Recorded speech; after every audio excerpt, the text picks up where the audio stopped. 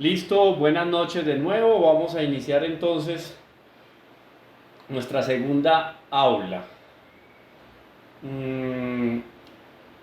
Que la introducción pueda tomarnos 2 hasta 3 aulas, no tiene ningún problema porque la introducción termina siendo también parte, obviamente, de lo que vamos a trabajar en este primer nivel. Pues es fundamental tener una introducción bien sólida.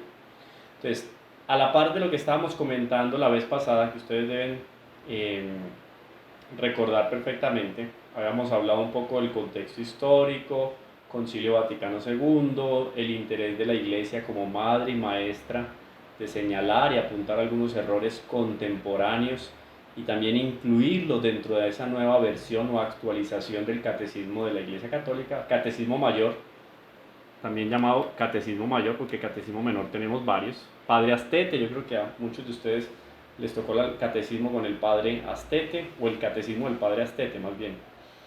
El Catecismo de San Pío X también son catecismos menores.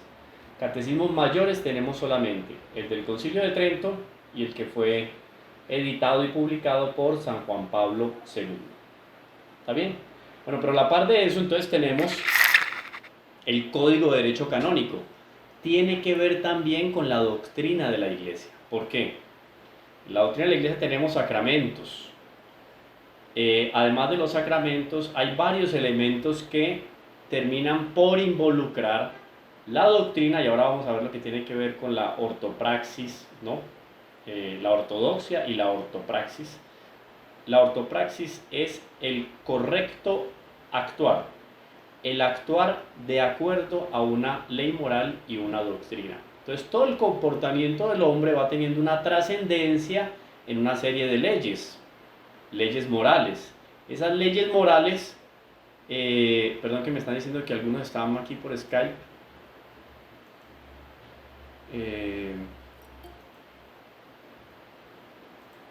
Solucionemos el problema primero.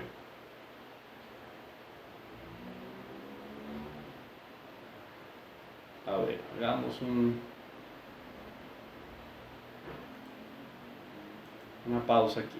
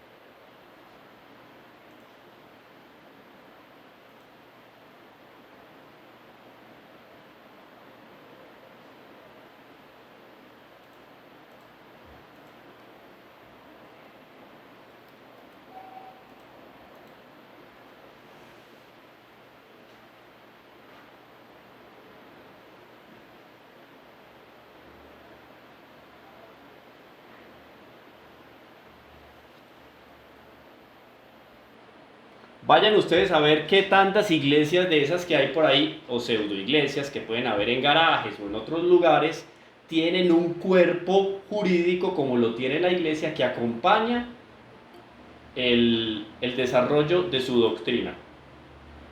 Hoy por hoy podemos decir perfectamente que solo la Iglesia Católica. ¿Está bien? Bueno, importante eso tenerlo en cuenta. Entonces, resulta que después del concilio ya se habían dado otros pasos. Estoy aquí con el documento que tenemos nosotros, ustedes lo tienen ahí, no sé si lo tienen a la mano, como por ejemplo la renovación de la liturgia, esa, la famosa Sacrosanctum Concilium, que es el gran documento sobre la renovación de la liturgia, la actualización de la liturgia, y que tiene un trabajo muy bonito y que vale la pena destacar dentro de todos los documentos que vamos a encontrar en el Concilio Vaticano II, que es ese trabajo celoso que se hizo dentro de la liturgia para involucrar las lecturas del Antiguo Testamento con los salmos y con las lecturas del Nuevo Testamento. Antiguo Testamento, Salmos y Nuevo Testamento. Y hablando del Nuevo Testamento, estamos hablando de las cartas católicas, de todos los textos que aparecen durante o después de nuestro Señor Jesucristo. Eso es muy interesante, ese vínculo que aparece. Ustedes han notado, por ejemplo, que cuando uno va a la celebración eucarística de los días domingo, ¿cierto? Que tenemos varias lecturas, ¿no? Tenemos primera lectura, segunda lectura, que, aprovecho para hacer la cuña, si aquí hay alguien que pertenece a los grupos parroquiales y tiene que hacer alguna lectura, nunca debe decir primera lectura, segunda lectura, ni tiene que decir tampoco salmo responsorial. Para eso existe la liturgia. Deja eso muy claro también. Y es bonito eso porque la iglesia tiene todo ordenado. Entonces, la iglesia logra con el Concilio Vaticano II conciliar esas lecturas del Antiguo y del Nuevo Testamento.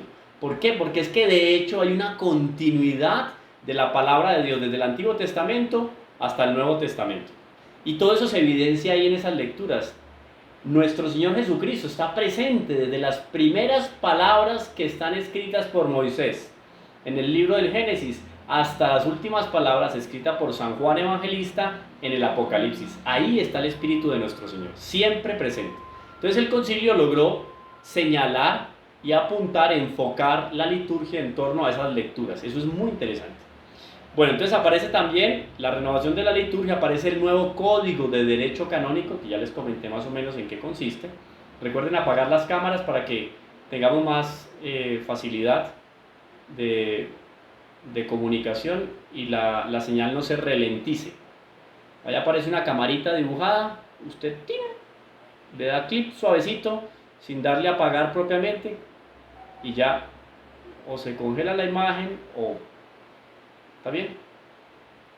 Que yo desde aquí no puedo hacerlo.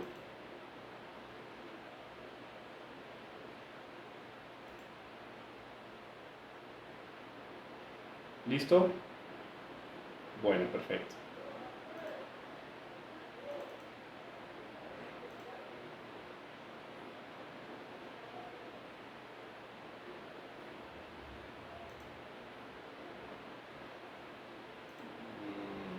A ver, ¿ya? A ver, los que faltan por ahí para cerrar la cámara, por favor. Bueno, listo. Y faltaba entonces, dentro de toda esa renovación que estaba haciendo la Iglesia con el Concilio Vaticano II, pues hacer una actualización del catecismo. Repito, la renovación o la actualización del catecismo no quiere decir que el catecismo de Trento, por allá del siglo XVI, quedó abolido, no, para nada. Hoy en día hay otro tipo de males que están aquejando al mundo, a la Iglesia, y por eso es que San Juan Pablo II toma la decisión de establecer esa actualización del catecismo. En ese momento en el que el Papa hace suya esa proposición del Sínodo de los Obispos, estamos hablando de 1986, que Juan Pablo II pide a los obispos que se reúnen ¿en qué? En un sínodo. Entonces él le va a confiar, miren este trabajo celosísimo que hace la Iglesia, a 12 cardenales y obispos presididos en ese momento. ¿Por qué? Entonces él forma un grupo de trabajo y de estudio, 12 cardenales y obispos. Yo diría que es muy poco para trabajar un catecismo, pero bueno, nada más y nada menos a la cabeza de ese equipo estaba el cardenal Joseph Ratzinger, futuro Benedicto XVI. Un hombre que cada que le salía una palabra de la boca terminaba siendo un artículo académico y casi un libro, porque un hombre muy bien preparado. Hasta hoy en día lo vemos que con sus más de 90 años el hombre está totalmente lúcido. Bueno, le confía entonces a este cardenal la tarea de elaborar un proyecto del catecismo tal y como lo habían solicitado los padres del sínodo, o sea, los obispos que habían participado en el sínodo. Entonces elige un comité, hay un comité de redacción, hay unos expertos en teología, en catequesis también, porque ese catecismo de la Iglesia no puede quedar en un lenguaje totalmente impotable, obvio que es para nosotros los fieles. Y la mayoría de fieles, acuérdense, la otra vez hablábamos de cifras, estamos hablando que bautizados en la Iglesia Católica estamos alrededor de 1.300 millones. 1.300 millones, si quieren yo les comparto, yo podría compartir la imagen del texto, pero no sé si se pierde también la imagen del profesor. A veces les ayuda a ustedes a concentrar también ver la imagen del profesor. No sé si alguien quiere... A ver, alguien que levante la manito o escriba en el chat y quiera compartir el texto.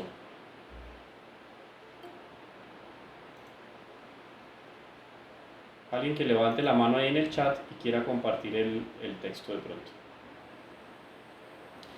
Bueno, entonces aparecen estos expertos en teología y en catequesis que obviamente van a contribuir para que tengamos un documento mucho más cercano para nosotros los fieles. Hablaba de 1.300 millones de católicos bautizados, ¿no? Y podemos hablar de más o menos unos 130.000, no, perdón, 1.000.000, de hecho, sí, ese es el porcentaje. Para 1.300 millones de católicos hay 1.300.000 religiosos y sacerdotes. Miren que es desproporcionado. Entonces, obviamente el catecismo tenía que tener una cercanía para nosotros, los fieles laicos. Bueno, entonces empiezan a construir el catecismo. Imagínense en el trabajo, ¿no? 7 borradores a lo largo de su elaboración que fueron enviados a todos los obispos del mundo, expertos en teología y en catequesis. O sea, eso pasó por revisión y revisión y revisión. Entonces, cuando se mandaron esos 7 borradores, un primer borrador se trajo, se envió un segundo borrador corregido y así 7. Se recibieron alrededor de 24.000 enmiendas. Eso significa correcciones, observaciones, comentarios, etc. O sea, eso tuvo un trabajo no solo de ese grupo de 12 obispos, de los redactores y de los expertos, sino de todos los obispos del mundo. Es bonito, porque termina siendo el resultado de la construcción de toda la iglesia docente. Y por encima de la iglesia docente, obviamente, la palabra del Papa en cuanto vicario de Cristo en la tierra, o sea, representante de Cristo en la tierra. Bueno, se reciben entonces unas 24.000 enmiendas, no por estar mal redactada obviamente, sino porque la exposición del catecismo tiene muchas expresiones que pueden ser matizadas. Y eso la iglesia ha sido muy celosa a lo largo de la historia. Todos los documentos de la iglesia terminan siendo publicados en un primer momento en latín. ¿Por qué el latín? El latín es una lengua muy precisa, además de preciosa. El latín es muy preciso, por eso hasta hoy en día algunas palabras, algunas acciones, algunos procedimientos jurídicos tienen todavía nombre latino. ¿Por qué? Porque la palabra es muy precisa. Hay un problema entonces cuando yo cojo el latín y lo traduzco a una lengua vernácula, pues español, portugués, inglés, francés, lo que ustedes quieran. Por eso el documento central, la iglesia lo publica ¿en qué? En latín, porque ahí se mantiene el lenguaje firme y se conserva la esencia. Y un hecho muy interesante para que ustedes tengan en cuenta también cómo eso todo se va enriqueciendo con la historia de la iglesia es muy bonita. Cuando los documentos eran firmados por el Papa y eran publicados para el mundo entero, estamos hablando de hace 150, 200 años, era latín, ¿cierto? Exclusivamente latín, de alguna manera. Ahora, ¿cuál era la primera lengua a la cual se traducían esos documentos de la iglesia? El francés. Es muy bonito eso. ¿Por qué el francés? Francia, en cuanto nación, fue el primer pueblo que se convirtió en masa al catolicismo. Recordemos la historia de Clovis, recordemos la historia de San Remi, o sea, San Remigio, aquel hombre obispo que fue martirizado en el Monte de los Mártires, donde hoy en día encontramos la iglesia, la Basílica del Sagrado Corazón de Jesús en París. Ahí fue martirizado San Remigio. Como obispo bautizó a Clovis, y Clovis convirtió también a su pueblo. Su pueblo se llamaban los francos. Los francos se convierten a Francia, el primer reino católico. Entonces la iglesia terminó adoptando a Francia como su hija primogénita. Y en muchos documentos históricos nosotros vamos a escuchar que los papas, cuando se refieren a Francia en cuanto reino, o historiadores se refieren a Francia, se van a referir como la hija primogénita de la iglesia. Es bonito eso, porque entonces fue el primer pueblo que abrió los ojos a la doctrina de Jesús. Obviamente que mucha gente se había convertido antes de eso, pero el primer pueblo, la primera nación fue la nación francesa. Por eso la primera traducción que se hacía del latín a una lengua vernácula era al francés. Una manera de la iglesia agradecer ese gesto espiritual, digamos así, o esa generosidad del pueblo francés para con la palabra de Dios. Eso es muy interesante. Pero entonces todos esos documentos aparecen en latín, claro, para mantener esa esencia. ¿Listo? A ver si me están entendiendo bien, no estoy hablando muy rápido, a veces a mí se me acelera un poquito el discurso. Me ponen manitos ahí en el chat, a ver si estoy con la velocidad adecuada. Bueno, Bueno, entonces se reciben esas 24.000 enmiendas, etcétera. Son los aportes de los obispos. Es una manera de la Iglesia Universal participar. Fue redactado en francés. Oído, esto es muy bonito este hecho. Estamos en la década de los 80. Fue redactado en francés porque el latín se había perdido como lengua vehicular. Entonces pierde fuerza en el siglo XX ya el latín. Ahora, la segunda opción que toma la Iglesia como herramienta de evangelización es el francés. Hoy quizá podría ser el italiano, que está siendo asumido como una lengua muy universal en el seno de la Iglesia para sus trabajos internos últimamente, pero fue el francés. En ese idioma entonces se termina redactando el documento. La intención de la Iglesia entonces fue hacer un catecismo mayor. Ya vimos la diferencia, catecismo mayor y el catecismo menor. Ese catecismo menor terminan siendo adaptaciones de obispos o de grandes teólogos o de papas del gran catecismo, o sea, del catecismo mayor. Como les decía ahora, del catecismo menor tenemos el catecismo menor de San Pío X y el famosísimo catecismo del padre Astete, con el cual crecieron. A mí, pues la verdad no me tocó con el catecismo del padre Astete, pero bueno, muy popular inclusive aquí en nuestro país. Entonces la intención de la Iglesia fue la de hacer un catecismo mayor redactado con la finalidad de que sus destinatarios fueran los responsables de la catequesis. Recordemos entonces qué significa esa palabra catequesis. Es llevar la palabra de Dios en un lenguaje cómodo y cercano para que otra persona escuche y coloque en práctica la palabra y la doctrina de Dios. Eso es muy importante.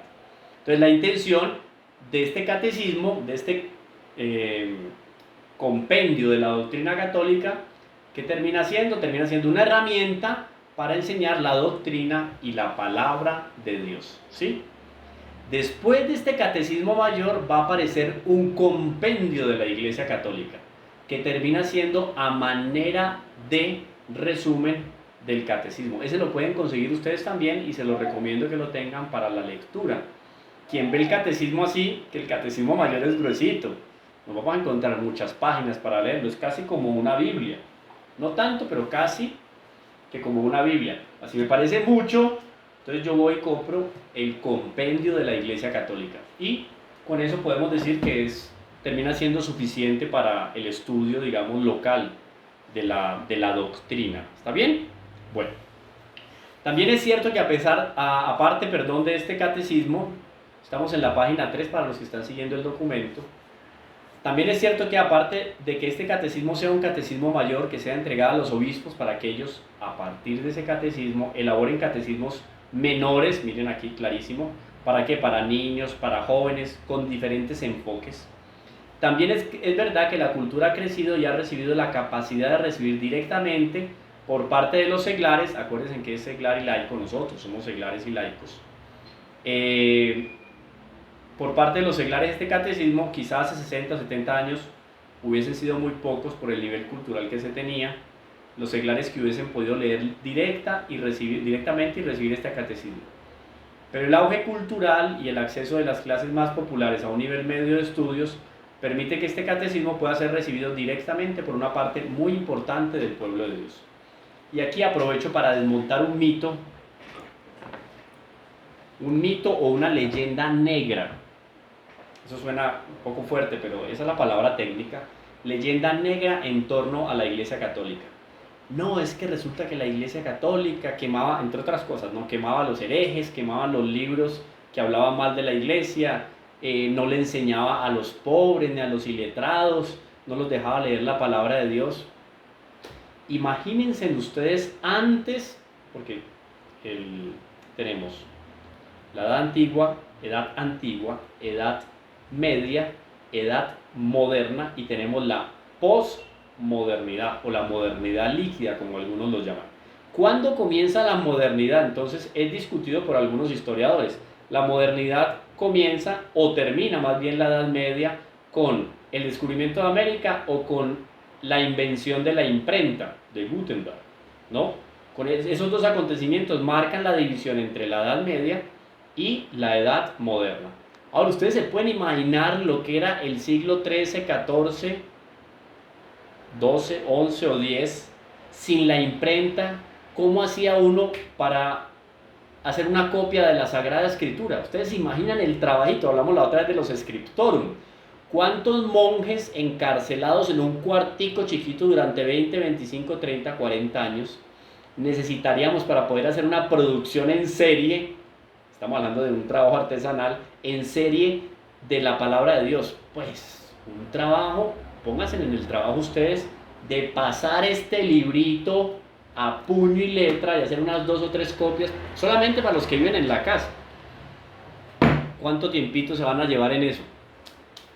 Entonces, no, es que la iglesia no dejaba que los pobres llegaran a conocer la palabra de Dios. O sea, quien le hacía llegar más bien la palabra de Dios a los pobres, a los iletrados y a los ricos también, era obviamente la iglesia. ¿Cómo? ¿Cómo catequizaba la iglesia si no había catecismo propiamente? No había un librito o un compendio que uno pudiera dar a la salida de la iglesia, la gente echa en una canastica una limosna por el folleto que le va dando el padre. No existe, era todo en pergaminos. Y miren que yo, ustedes me ven desde ahí, yo creo, yo voy a hacer aquí la ilustración, a ver si se va a cortar un poco en Facebook. A ver si me oyen. Yo estuve en un monasterio, bueno, en varios monasterios visitando en Europa, muy interesante, que cuando uno sube al coro, donde los monjes se colocaban para cantar el oficio divino, la liturgia de las horas, que son esas varias oraciones durante el día, maitina, sexta, nona, vísperas, completas, etc. Bueno, durante esas varias horas del día van alabando a Dios con diferentes cantos y oraciones. Entonces, obviamente no acompañaban todas las oraciones que iban cambiando a lo largo del año, no se las saben de memoria, algunos pocos seguramente, otros no. Entonces, cuando iban a cantar esas oraciones, pues lo mínimo era tener un libro. Pues no había cómo hacer libro para los 100, 200 o, para que ustedes se hagan una idea, el monasterio de la Inmaculada Concepción en Quito llegó a tener 1000 religiosas. ¿Ustedes se imaginan hacer libritos de oraciones para 1000 religiosas antes de la invención de la imprenta? Una locura. Entonces, ¿qué hacían? Los monjes hacían un libro así de grande. No, yo creo que era más grande, así, grandísimo, con unas letras gigantescas. Había un monje encargado de pasar las páginas. Imagínense lo que era pasar la página. ¡Pac! ¡Pac! Pasaba la página y todos los monjes, si este era el libro, los monjes estaban aquí atrás todos viendo la letra. O sea, si un monje estaba a 2, 3 metros, tenía que lograr ver la letra del libro. Imagínense el tamaño que era del libro. Bueno, esa era la manera entonces de los monjes acompañar el canto. Y cuando uno llega a esos coros en la parte de arriba de las iglesias, por eso se llama coro, el coro de la iglesia obviamente era donde se hacían los que cantaban.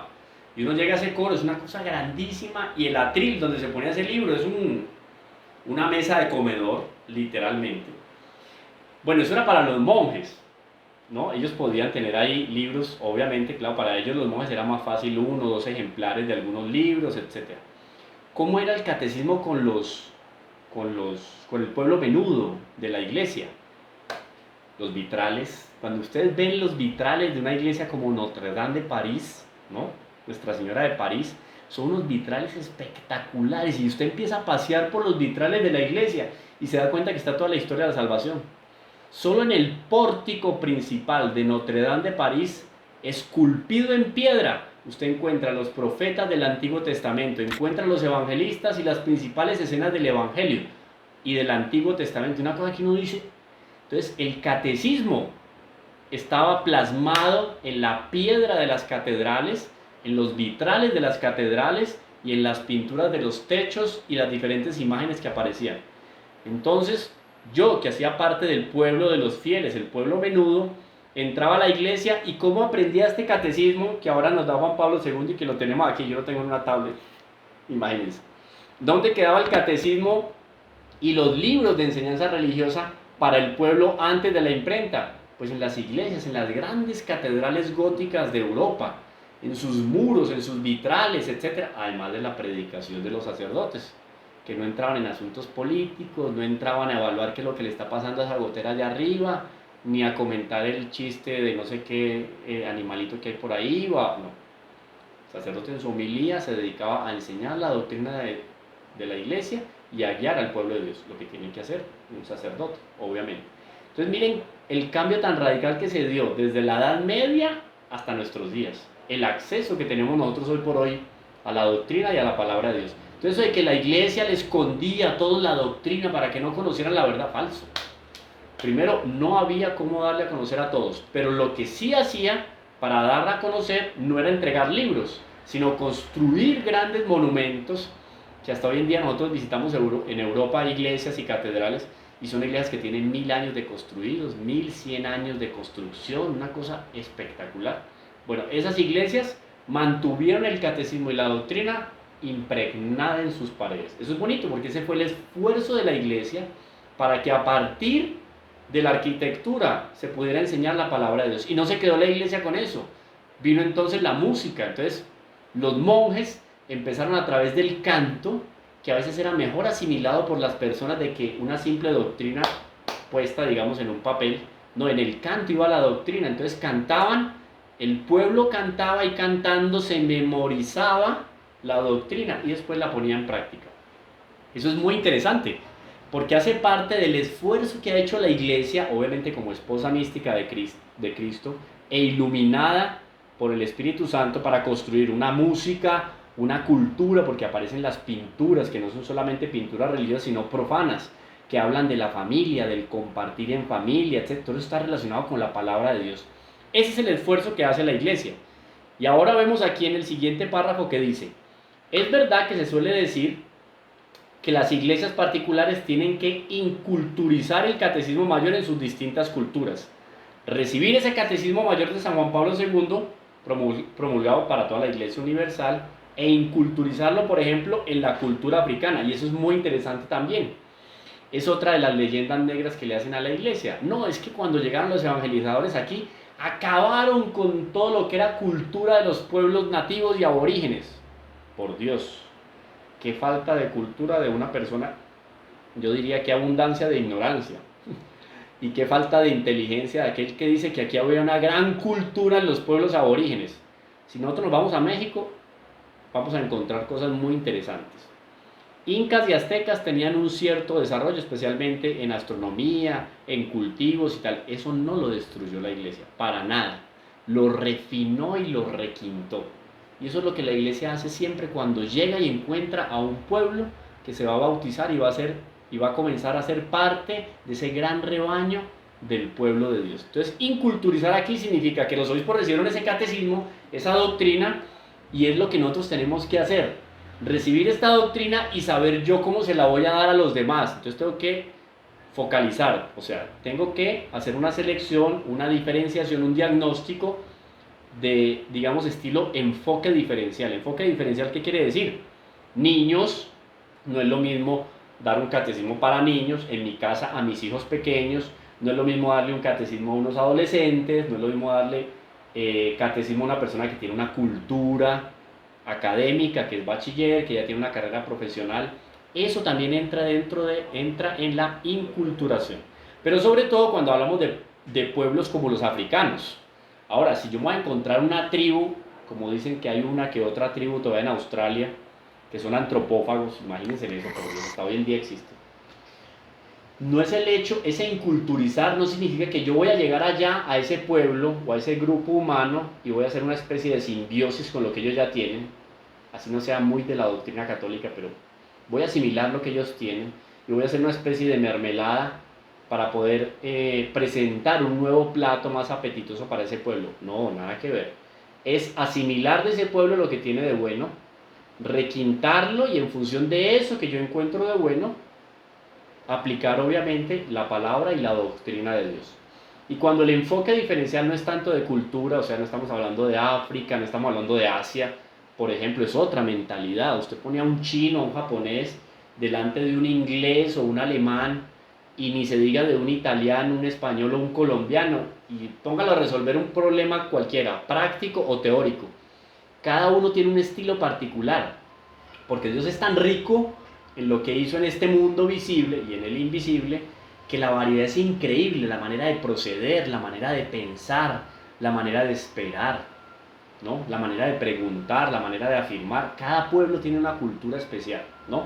Y la cultura es fruto obviamente de la civilización. Entonces la iglesia como madre le entrega a los obispos, y los obispos iluminados por el Espíritu Santo tienen que hacer llegar a su pueblo esa doctrina y esa y esa palabra de Dios, pero sin vender de ninguna manera, ¿no?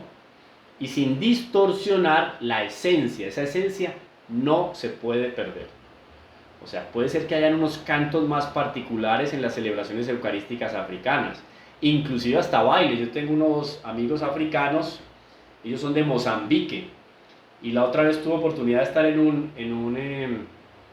evento, en un simposio de formación con ellos, y ellos empezaron a hacer unos cantos al Santísimo Sacramento pintoresquísimos, o sea,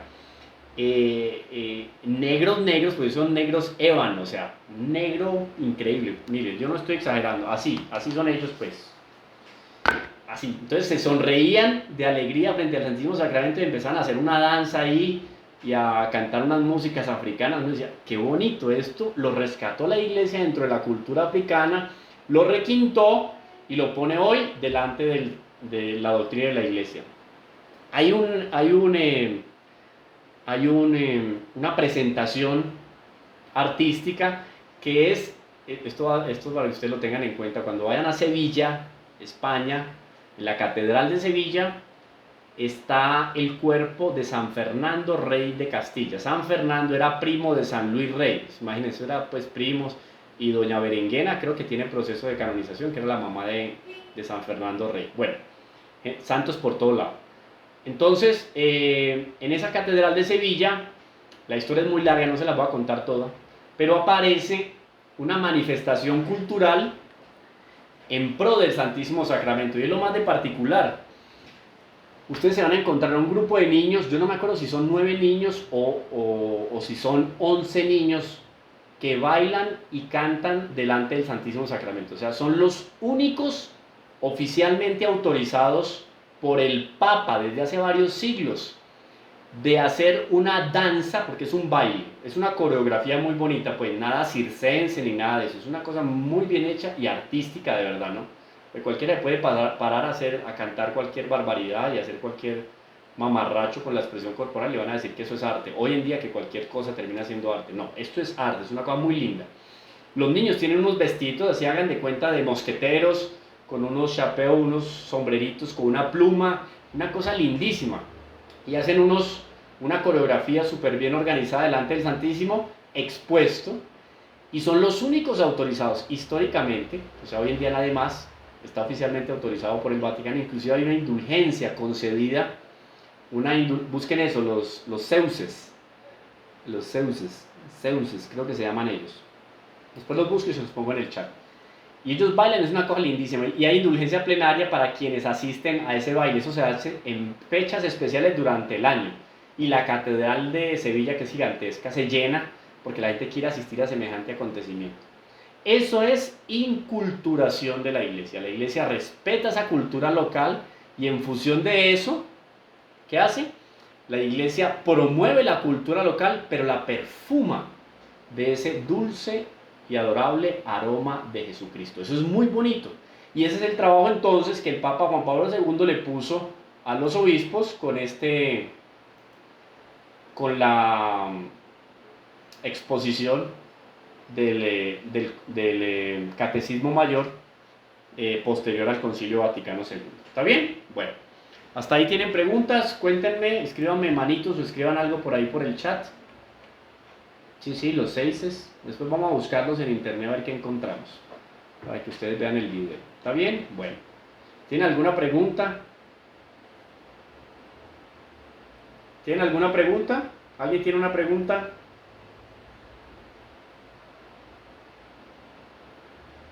Ahí ya nos colocaron antropófago, ¿no? De antropología, de hombre, comer carne humana, nada más y nada menos. Eso es antropófagos. Bueno, si no hay preguntas, bueno, o si no, guardamos el espacio para el final y ahí lo hacemos. Listo. Bueno, seguimos entonces. Entonces, inculturizar, oído, pero la esencia debe mantenerse, para nada. Eso no se puede negociar, no hay cómo negociar. Es la misma fe, aquí queda claro en el documento. Es la misma fe, sí. Listo, ahorita Claudia, me repites la pregunta al final para poderla aclarar, ¿sí?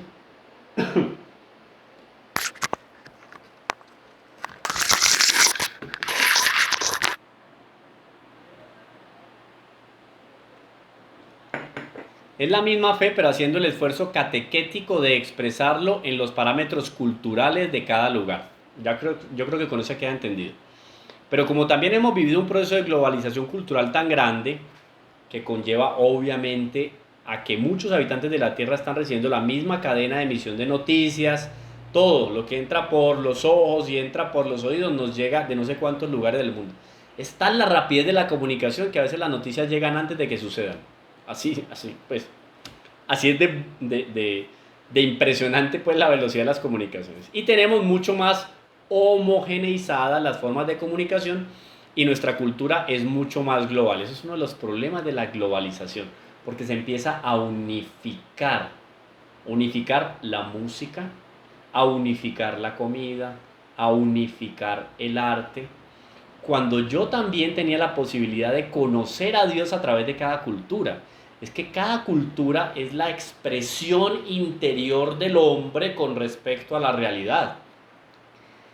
Para no ir muy lejos, la pizza, o sea, la pizza italiana tiene mucho que ver con el espíritu italiano de compartir. ¿Cuál es la historia de la pizza? La historia de la pizza nace a partir de un hecho caritativo. Unos nobles que ven que de sus mesas sobra mucha comida después de los banquetes y de las comidas de los nobles en ese castillo, no las sobras de los platos, no, lo que quedan las bandejas de comida. El cocinero, la historia es un poco larga, pero el cocinero termina idealizando una manera de regalar esa comida, obviamente porque no había refrigeración. Estamos hablando de la Edad Media, finales de la Edad Media. No tenía entonces cómo refrigerar esa comida. Obviamente, ¿para dónde iba la comida? Pues para los pobres. La gente más necesitada iba al castillo en las noches y se le entregaban esas comidas.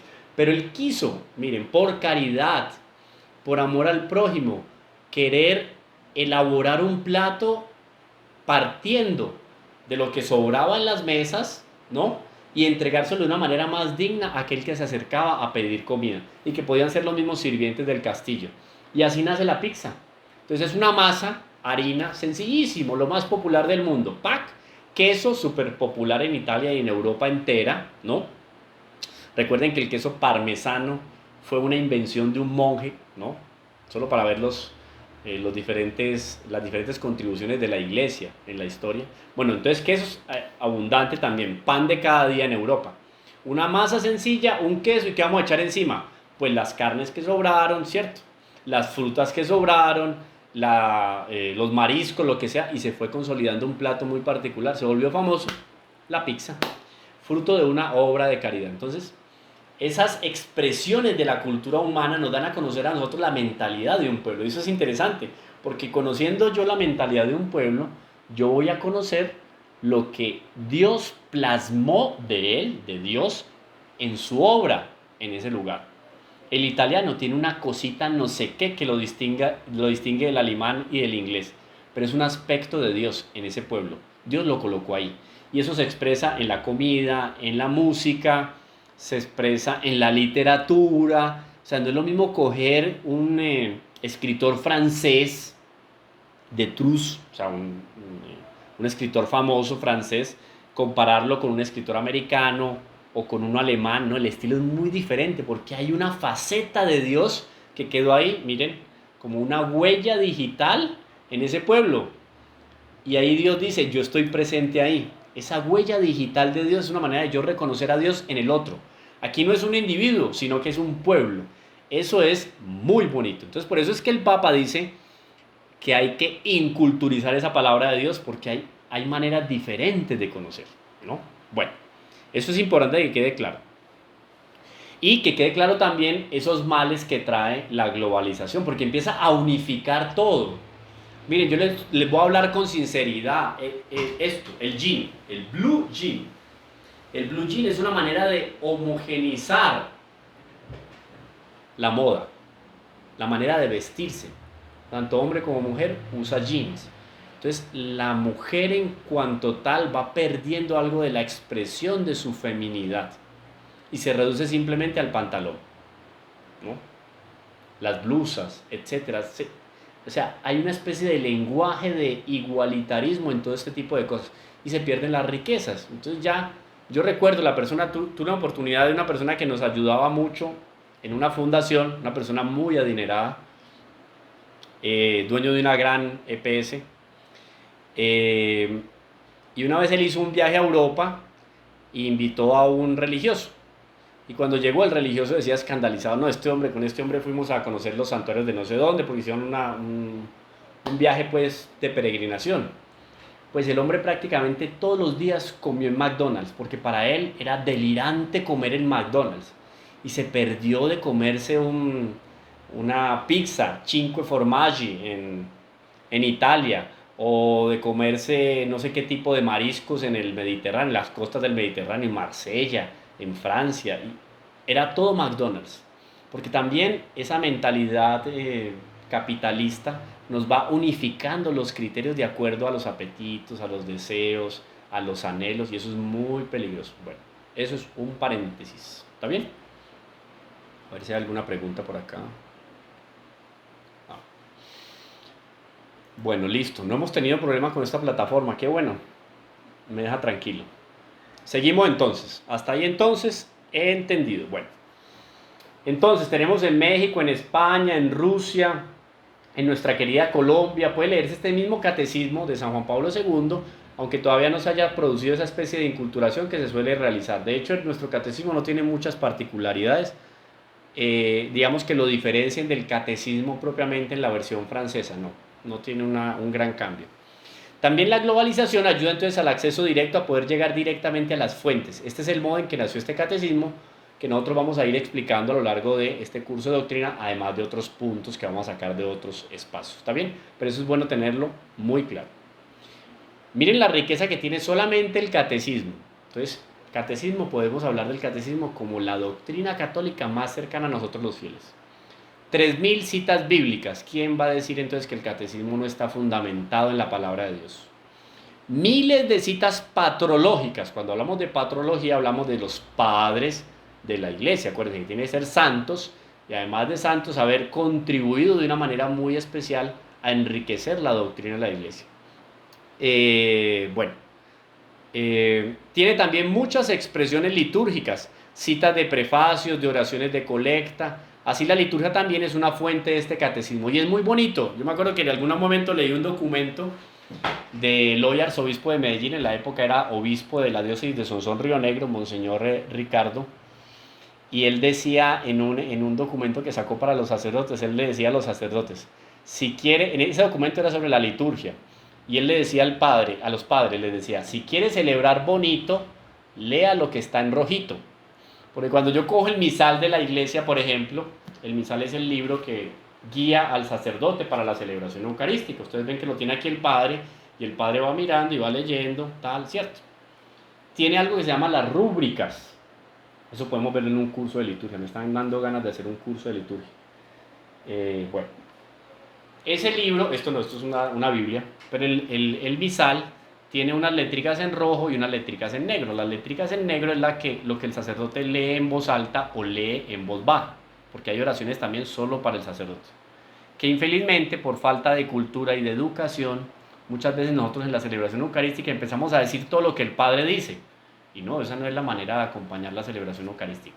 Hay parte de oración para los fieles y parte de oración exclusiva y única para el sacerdote, porque el sacerdote es el celebrante, ¿no? Oído. Nosotros no somos asistentes, somos participantes, pero el sacerdote es el celebrante. Entonces está en negro. Y hay otra parte que está en rojo. Lo que está en rojo, como decía Monseñor Ricardo, si quiere celebrar bonito, lea lo que está en rojito. Porque en ese misal el Padre va a encontrar hasta la manera de poner las manos. Hasta la manera de decir, la paz sea con todos vosotros. Todo. La manera de él, por ejemplo, a la hora de referirse. Eso está en el misal romano, eso no se lo inventa Camilo Galdo. Está en la liturgia establecida por el Concilio Vaticano II en la Sacrosanctum Concilium, ¿no? Dice la Sacrosanctum Concilium en las rúbricas, al momento de hablar de la Santísima Virgen se debe hacer una venia. Cuando se habla de la Santísima Trinidad, la venia es más profunda. Y de San José, inclusive, en algunos ritos también existe una venia un poco más simple. Si ven ustedes, la profundidad depende propiamente de a quién se está haciendo referencia en la oración. Eso es muy lindo.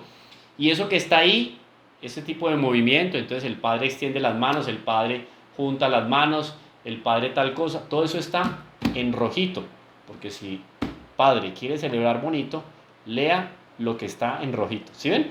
Todo eso hace parte también de la doctrina.